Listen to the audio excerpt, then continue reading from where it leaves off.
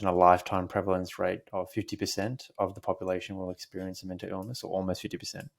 My point there being that I think most people listening will either have gone through or will go through the experience of mental illness themselves, or will know someone who will have gone through that. When you're feeling a bit low, the last thing you want is to reach out to people. So it makes it so much more important that we have to look out for each other. Don't hesitate to ask if someone was like becoming a bit quiet. Fair enough that you can ask them and they just say, I'm a bit under the weather, leave them for a few days and just check in again. It's not what they are doing now, but it's not necessarily means a worse life. It's just a different life. Hello everybody, and welcome to today's episode of the Mental Wellbeing Show. Today's guest is Professor Jacqueline Sin, Professor of Mental Health Nursing at City University of London. In today's episode, we discuss the family and carer experience of individuals with severe mental illness, why siblings play an important carer role, cultural mental health stigma, and some of the less talked about, more unique challenges that individuals with mental illnesses face. Welcome to the Mental Wellbeing Show, where we take a deep dive into the wonderful worlds of psychology and mental wellbeing. It's a conversation I'm very much looking forward to, given I think the nature of what you've been researching is really important for a lot of people. But before we kind of dive into the weeds, I actually wanted to start with a quote from one of your papers a while ago, 2005, that you co-authored, and the paper was titled Developing Services for the Carers of Young Adults with Early Onset Psychosis. And the quote, I think, really sums up, for me, my experience in reading your research about carers' experience. So it's the following, and it is: the one thing I miss is going away for a holiday, which we haven't had for years. The longest time we were away in the last 2 years was to a relative's wedding we attended in London. We left home just before lunchtime and expected to be back before midnight after the banquet. It ended up that we had to come back without the meal as he got into a panic with us not being around. We decided not to go away again with all the anxieties and hassles until he gets better. That really sums some of the experience up for me. So can you tell us a little bit about the experience of people who care for those with severe mental illness? And really quite struck me in that study, we interviewed some parents of young people who develop psychosis the first ever time. And psychosis is quite a severe mental illness. In many cases, I'm not saying that in all, it tends to last for a relatively long time, and it usually struck in people's late teenage or early adulthood. So for the person itself, it really caused quite a lot of disruption in people's education, going on to live independently, moving to university, or getting on with their married life, will have a life partner, etc. So the parents will kind of like more continuing to have like a teenage child, but also very heartbroken seeing that teenage child. In this case, I remember as a young man in his late teens, like 19, 20, and just feeling very anxious, very scared because of all the psychotic symptoms, to stay at home by himself.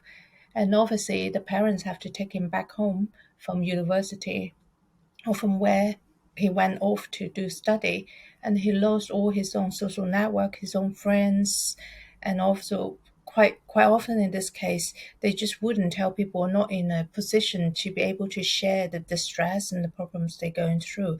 So the parents would just really be quite stuck with the situation and really worry and don't quite know what to do, and also feeling quite embarrassed or ashamed to tell people, including their extended families.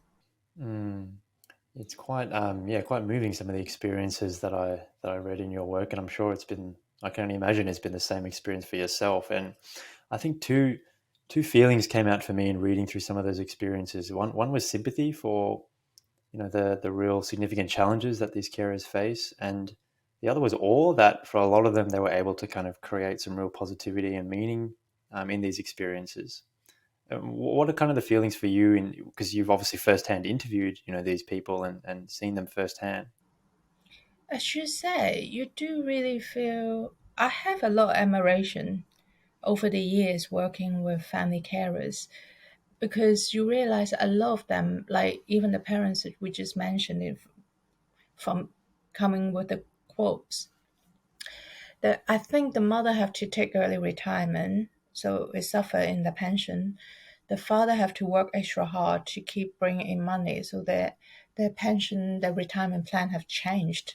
They work long hours and they're working and they're doing extra to support their child who's not well, and also support other children in the family, i.e., the service users siblings as well. And people people going through things like that are much more empathetic, much more understanding of other people's distress, and I really learn a lot from them. And also, it just find sometimes it's a bit catch 22 situation. I know we're talking about people feel embarrassed not sharing the problem they face, but also it's quite difficult to share because there's still a lot of stigma and discrimination around, and getting support is really sometimes quite a struggle, especially for mental illness. It's quite an invisible illness still. So people don't see, and the nature of mental illness also mean the person who's suffering from it, the service user, the patient, do not necessarily come forward to get help because for them the psychotic symptoms may be really quite real. Um, they may not perceive help as positively. They may actually think that, people are out to get them. So it does make it so much more a challenge for family carers to get support for them, to keep them engaged with the service and the care they so desperately need, and also get support for the carers themselves. Yeah, so I have a lot of admiration and also really feel for carers. Yeah, and I think you mentioned something, or you alluded to something there in terms of carer strain and the burden and challenge that they might feel. And I know you've done a lot of work actually looking at how best to support them, which I think is so important. And I want to come to that, but I, in terms of challenges, and while we're on that, I want to know what it's been like interviewing some of these people in terms of their coming to terms with the severe mental illness and what it means for the functioning of the person that they're caring for. Because something that I've seen in the few months I've been working as a provisional psychologist is it can be a shock for some people to really understand the nature of that illness and what it means for the life goals you had, yes, for your child, and how you may have to adapt those.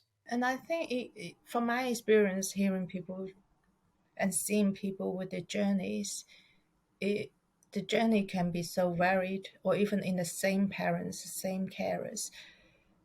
If you talk to them 10 years ago, they might be in a very early on acute, very busy fighting fire, getting support, getting care for the person. And as you said, not quite sure how things will turn out, or maybe really, really frightened because the traditional and quite mythical ideas about severe mental illness is terminal, is continuing declining. This is the end of someone's, aspirations and life. But now we know it's not really the case whatsoever at all. So it's pretty important to make sure people understand it's not really continuing declining. Some people do fully recover. Some people may have a bit of blips along the way. It's just as if any illnesses. So for people I see maybe 10 years, few years down the line, as you say, even though the life goal or the directions of the person they support may have changed. I've seen like children have to taken out from university, taken back home, or they're not pursuing the original course, original direction of study they're going to do, and people, you know, become become so interested in helping others. I've seen quite a few people go into nursing, go into study psychology, for example. For some people, it take a while and it take a lot of courage to recognize it may end up to be in a better position or the family a bit closer the person becomes so much more understanding and supportive of one another as much as the family carers themselves. For some people, it all depends on how things end up, I would imagine. For some people, it really take a long while, and then they actually can see that, the person they support, they love, is now pursuing a life, probably not the one they set out to pursue in the very beginning, but it's a life that they're happy with, and they're in a circle and in the work that they enjoy doing, and it's really fully using their strength, but not pursuing, I don't know, it may be something very demanding, it may be something very money making they were thinking in the very beginning, and it was not what they are doing now, but it's not necessarily means a worse life, it's just a different life. And we all just change our kind of expectation, our outlook, isn't it, ongoingly, and we change how we see things, and our value change a little bit. And I just really see people value and outlook change, and sometimes become better, becomes more empathetic, becomes more understanding. I love that, especially your point about yeah, there is so much variability in the functioning as well, and that it's not necessarily a worse life. It's just a different life, and expectations change. And I think that speaks to a lot of the stigma that some people must face. I can only imagine. Yeah, and I haven't said that I'm not downplaying the struggle the parents and the carers have. A lot of them actually talking about, especially in the very beginning, like they felt like sometimes they find it very difficult to share. It's in the beginning, not quite sure what they're dealing with, and the presentation can vary quite a lot. And sometimes it's just they were saying about like their friends, their colleagues, even the families talking about their kids actually doing really well, going on to university, having a gap year, traveling around, and they just don't feel like they want to mention actually their child is really, really struggling. Partly is because of the discrimination and stigma. Partly is because quite often they were just saying like they don't want to and they don't have the permission from the person to share that struggle. Clearly, it's the carer's own experience of caring and worrying, but also they don't want to incidentally or by sharing their own struggle, sharing that person's intimate illness with details. They want to wait until the person felt like have a chance to check. That's I'm happy to share with other people so that the parents and the family carers can share that as well. Yeah, that's such an important point. And yeah, you've done a lot of work looking at the experience of those carers, particularly the mental health of those carers. And from my point of view as a provisional psychologist, you've done a lot of work looking at from a clinician's point of view. So my question is, as a clinician, what does your research say about supporting carers of those with severe mental illness? How can we best go about supporting those people in their mental health needs? Well, interestingly, I know we're talking about I'm a mental health nurse, so I see myself as a clinician's researcher. But for carers, and actually I would say for people with mental illness themselves, for carers, I clearly don't think that we should treat everyone in need of clinical intervention or in need of clinical treatment. A lot of them, given what we just talked about, is just really pretty stressed out of the caring and all the other roles they still have. Especially like people in the 50s and 60s, they have like what we call a sandwiched carers situation. So even without caring for a child who have severe mental illness, they quite likely will be caring for elderly parents, parents getting frail themselves, may have like late teenage kids that they still need to support quite intensively. And then add on top of this, having someone in the family having severe mental illness, it's just really quite stressed out with the physical and practical amount of caring, the financial burden, etc. So I would always set out from that one, saying not pathologizing, not medicalizing, and saying that people are depressed or anxious. I'm not denying that some of them do. Some of them really do see things overly dark. But a lot of them is just needing in terms of practical advice, letting them know how to get to resources, support group, talking, share about their experiences, given what we just talked about, that a lot of them find they can't even share with their extended families, colleagues, or friends who don't really understand the situation they're going through. And also asserting and getting care for someone with severe mental illness, as far as I understand, no matter where you are in England or Australia or Hong Kong, is still quite a struggle, just given the fact that mental illness is invisible and the person itself may not be so forthcoming in terms of seeking help and accepting help. Then, as you mentioned, knowing that they're more likely to have not very good mood and may have some anxiety, depression, and other common mental illness, it's good for carers to be given some assessment just to see, and then if there is those problems, that they should be given support much earlier on. And also, I would suggest, like, we now know that there's very good evidence base for common mental illness like depression, anxiety. We know that cognitive behavioral therapy helps. But for carers, just given what we talk about with all the practical issues, and essentially, it's not they have irrational thinking to believe that, life is being difficult. It's quite likely life is really difficult.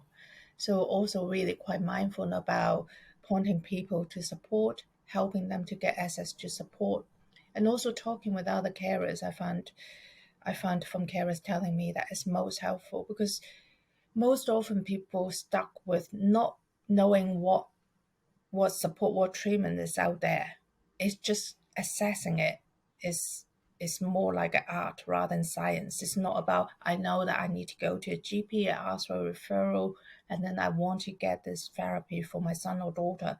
But it's like quite art to really getting the surface for your loved one. So it's linking them up with those other people so that they can learn some skills. And also day to day, managing and supporting someone with severe mental illness who might really be bothered and scared with delusion and hallucination, it can cause quite a lot of ongoing discord in the family. You can imagine trying to encourage someone to eat, but they believe that their food is being poisoned. Trying to get someone to go out of the house for a walk, but they believe they're being, tracked by MI6 or FBI, and their life is really in danger. So the more you encouraged, the more it may cause arguments. But you love someone, you clearly can see they need to eat. So teaching someone those skills that you can, motivate someone, and trying to avoid argument, trying to avoid arguing about the truth, the factual evidence of delusions, because it's so real for someone, helping the carers to understand that actually it's really so real to the person, otherwise they wouldn't be so scared. That understanding itself will help the parents and the carers to cope so much better with their own emotion, and learning how not get into the arguments but still serve the purpose of making sure someone eat and supporting their personal care, etc., without getting into yet another layer of stressful situation. Those sort of things, more practical stuff as well, is really, really important. You mentioned a couple of times there, Jacqueline, things like carers not wanting to disclose, the struggles that they're going through because the person they're caring for may not want that information out there due to fear of stigma or other. So it makes sense to me that would things like support groups, which I think you did mention, and yeah, support groups for carers where they can go there with a level of anonymity and share their experience and talk about their lived experience with other people with lived experience. It makes sense to me that would be quite valuable for carers. Yeah, yeah, definitely. So that's very much most of our work. As I mentioned, it also is so much less medicalizing, pathologizing carers struggle. not necessarily they're not thinking straight. It's just a very difficult situation that other people do not necessarily understand. So we've been running quite some studies and also clinical practice in terms of offering carers psychoeducation group. So that would cover what I just mentioned about giving a lot of information from different disciplines, as much as from voluntary sector that may do some advocacy service, signposting for carers, but also give a chance for carers to talk to each other. It's not just about knowing about what services, what treatments available. The carers themselves are the best agent for one another. Like, it wouldn't be right for me as a nurse, or I would imagine not right for you as a psychologist, assistant, or clinicians telling carers they're overly worried. Like, I'm not a mother, I'm not in that situation. What can I say? I'm not qualified to say that, but it really carries so much more values and credibility for another mother to tell someone who is now in the early stage of the situation, saying like, you really need to look after yourself even though you worry, that sort of thing. And they can give them tips about how they cope with the situation, and also talking about the softer arts of how to get the service, how to persuade, how to support your person you love to try this activity, try that activity, that sort of thing. It's not always written in the textbook. We can tell people, go to a football group, go out for some exercises, but how to get someone to leave the door and try something new is actually require a lot more wisdom. So getting the carers to talk to each other is so much more helpful in that respect. Yeah, and also they would talk whole lots of other things about feeling embarrassed, feeling being shunned, being discriminated. Again, you would only share those feelings among people who have similar experience. I love that, acknowledging that they're the expert in their own lives. You've done some fascinating research as well, Jacqueline, on the sibling experience of individuals with severe mental illness, which when I think of carer, to be honest, before reading your research, I just assumed in most cases it would be parent. But yeah, some really interesting research you've done on the sibling experience. Can you talk us through what that's like? Obviously, acknowledging there is great variability, but just generally speaking. Actually, that was an idea given to us from the parents from the study you mentioned in the very beginning in 2005. So we talked to a lot of the parents who, as you say, as happened, they were the named carers, if you like. They were the main person supporting the young person who had first episode psychosis.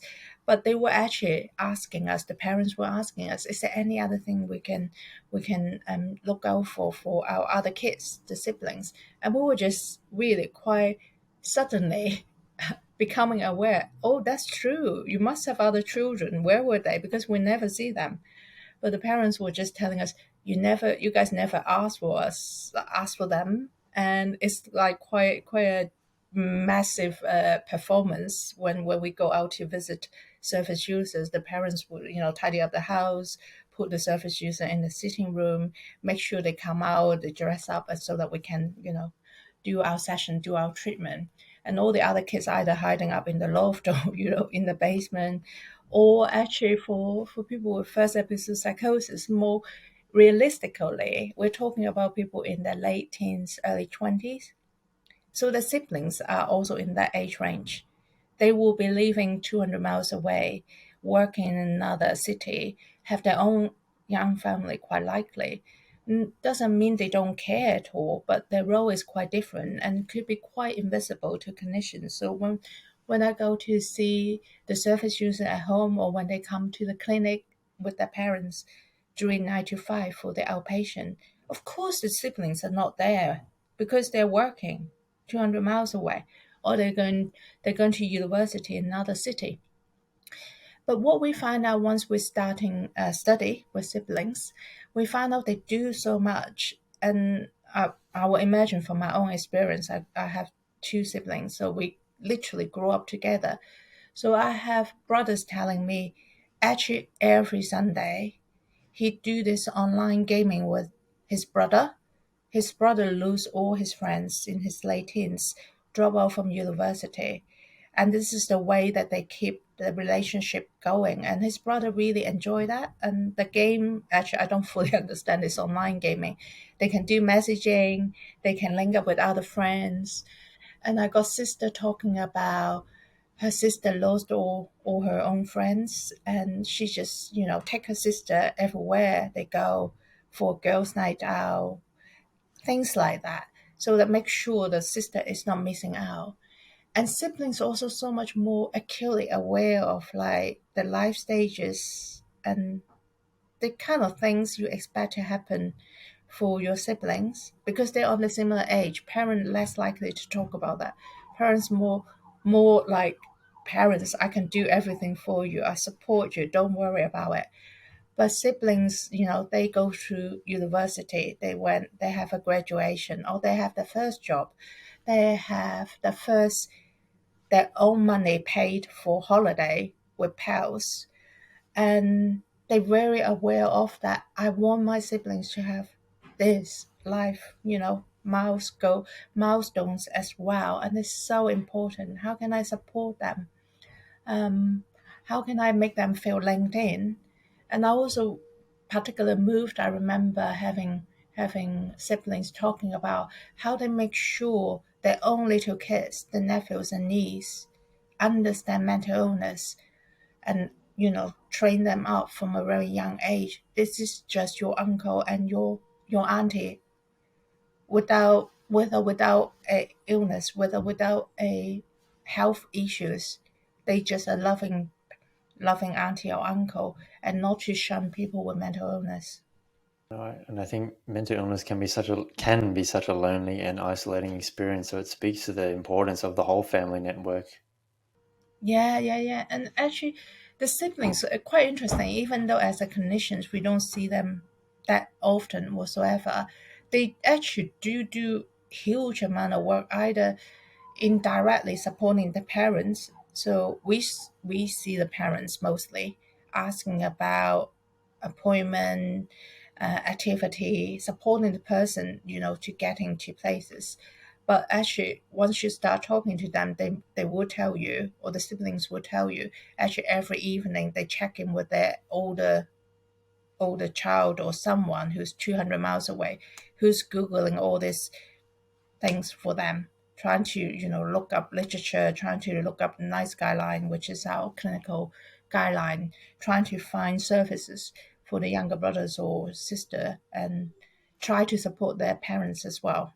Yeah, so important, and yeah, I'm really glad that you have looked into that in your research, and because I know there'll be a lot of clinicians listening who, like myself, perhaps haven't really considered that part of the family network in terms of the experience of someone going through a severe mental illness. So you've done a lot of work, obviously, looking at supporting families and carers of individuals with severe mental illness, and given particularly in Australia current mental illness prevalence rates, it's a 12-month prevalence rate of I think 1 in 5 thereabouts, and a lifetime prevalence rate of 50% of the population will experience a mental illness, or almost 50%. My point there being that I think most people listening will either have gone through or will go through the experience of mental illness themselves, or will know someone who will have gone through that. So, drawing from your research, how can people best support even just a friend or a loved one who's not necessarily a family member, but someone they care about who is going through that? Do you have any advice for them to be able to support that friend or loved one? I would say, from all the carers and people I work with, and also from my own experience, as you say, it's quite difficult not to have someone close to you, or even myself going through some distress in such really volatile time. I would suggest always really look out for one another. And I think the nature of mental illness is it can be mild. It could be just anxiety, it could be just low mood. But the nature of it or the difficulty of it is you yourself are becoming unaware of that. When you're feeling a bit low, the last thing you want is to reach out to people. So it makes it so much more important that we have to look out for each other. Don't hesitate to ask if someone you know was like becoming a bit quiet. Fair enough that you can ask them and they just say, I'm a bit under the weather, leave them for a few days and just check in again. The worst is they just tell you to leave them alone. But especially over COVID, I think we see people, just from having a mild problem becoming having more problem and becoming having more problem, and then things will become really quite difficult, and they don't see it's an issue to start with, and it might be a bit too late when they realizing it's quite an issue. So I would definitely suggest be caring, be curious. Yeah, beautifully said. I love that. Even you may not be going through a mental illness as such, but that doesn't mean that you're struggling or you may not need help. So yeah, that's such a pertinent point in today's society. Um, I think just finally, where I'd like to go is in looking through your work. It's come to my understanding that some countries and areas, even within countries, are better resourced than others for carers and indeed for individuals going through severe mental illnesses. What about in areas or countries where there are less resources? I think, for example, in Sri Lanka, where my kind of family lineage is from, there's a lot of stigma around mental health still. Psychologists aren't, they're very emerging and seeking help in itself for a mental illness, for an invisible illness, like you've said many times, is very new and very stigmatized still. How can people, say, who don't have, those resources around them, either carers or individuals going through severe mental illnesses in those areas, how can they best kind of take steps, do you think, to look after their own needs? Mm, it's difficult. I totally agree with you. I come from a Chinese culture. It's similarly, and also I don't know if it's a good or bad thing. I think from the Asian culture, the good thing is family are really close knit, so they will support each other. It's just not being asked at all. But a bad thing out of it is then, especially women, not necessarily just women, but that means the family carers will just, the whole family will just like give up their own money, their own finance, their work to support their loved one without any support whatsoever at all, because it's seen as that's what family does, which is not such a good thing. So I think it's really important for us to share idea that actually some carers still don't like the terms carers because they just say that I'm a mom, I'm a sister, that's what I do, which is correct, but also really do ask ourselves, we don't treat all our siblings like this, we don't treat all our children like this, because it's more because we need to support them more because of their illness. It's it's absolutely correct that the person get care and support. That's what the society is for, as much as the family get care and support, because they can't just be doing it on their own. Otherwise, the whole family will go down unwell and suffer financially, and suffer in terms of social capital. Like they all don't go out, they don't all socialize, they don't have that support. What we just talked about so importantly. So as far as I know, especially in places with less resources, there is more importance in terms of having charitable organization, having lived experience led organization. I'm not saying that government funded service is not necessary. It's very necessary, but in the absence of that, I think we should actually look out for those one, and then together as charitable organization and advocacy organization, people can campaign for funding, can really speak out for people's rights, and point it out that actually, people need help. You shouldn't wait for all the whole family go down. That will be too late, and that will be even more costly for the society. Just very finally, do you have any final advice for clinicians listening who may be supporting carers, or for carers themselves that may be listening that you wanted to impart upon them? I would like to share my really heartfelt experience of working with family carers. I really think that is the best part of my work as a clinician. Essentially, like carers just like you and me. And one day I might become a carer, or actually I'm sure I can put hands on my heart that I have gone through a period I'm a carer for different reason. So definitely always think about that when you see a service user, when you see a patient, especially in mental illness, that affects so many aspects of life. Always think about the whole family, think about the social network, and also I think it's actually important for all illnesses, but more so for mental illnesses is think about that actually they are not just the person we need to support, but they're actually going to be the actual cure, the actual resources for the person we aim to support. We all know by now that medication is not going to resolve mental illness. There's a whole lot of other things. Fantastic, Jacqueline. This has been, a real pleasure, and thank you so much for all the research you've done.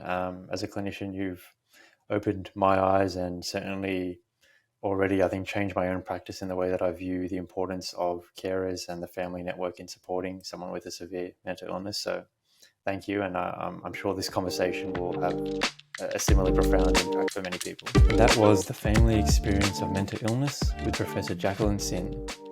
Feel free to comment below your biggest takeaway from today's episode and any questions you might have, as I can shoot them through to Professor Sin and do my best to get them answered for you.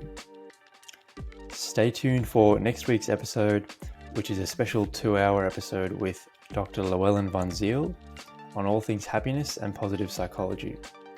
And finally, as always, if today's episode or any of the other episodes on the Mental Wellbeing Show have brought you value, I would be so grateful if you hit subscribe, as this is how I continue to grow the show and communicate evidence-based mental wellbeing strategies out to the community.